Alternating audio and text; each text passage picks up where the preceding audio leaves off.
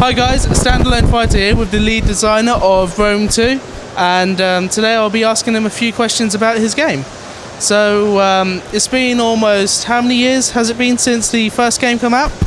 Well, the Total War series began in about 2000, just before 2000, but Rome itself was released in 2004, so by the time we release Rome 2, it's going to be 9 years since original Rome. Okay, so we can expect to see it about next year then? Yeah, it's going to be released late next year. So since it's been such a long time, can we expect more graphical intensity in the game, such as higher poly counts, better graphics rendering and such? Yeah, I mean, you know, the battles I think look on a completely different level from anything that you've seen in Rome 1.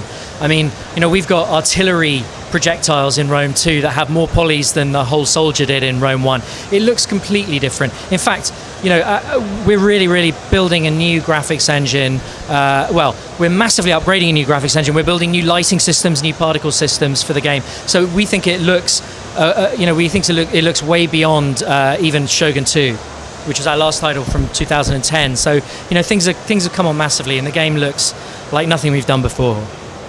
Okay, cool. And about the pathing system, was it hard to implement a pathing system where they keep a good amount of space between each other, but have a good fighting style?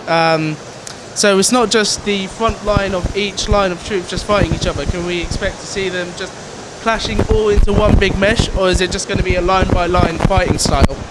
That's an interesting question. I think the answer is that it depends. It depends on the unit that you're talking about, right? Because what we want to do is make the men feel really human and fight in an authentic historical way, right? So the Roman legion had a very organized style where they kept in formation.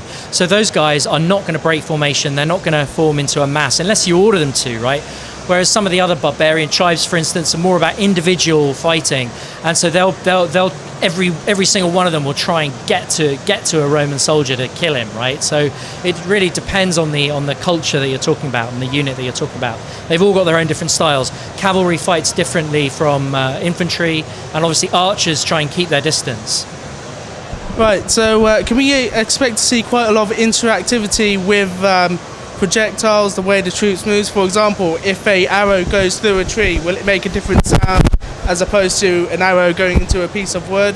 And the way troops move around, will that all be individual and unique to its own way? Yeah, I mean, you know, we go to a massive effort to make the game look and sound really authentic. So we do lots of motion capture for, you know, really with stuntmen to get really authentic combat animations in the game, and we capture just thousands and thousands of sound effects for all the sorts of different things going on in the game. So, you know, walking sounds on loads of different surfaces, you know, sounds of different weapons clashing against different types of armor, different types of weapons. It's a huge effort that we put into all of that. And that's part of the reason why, you know, it costs millions and millions of pounds to make a game like Rome 2.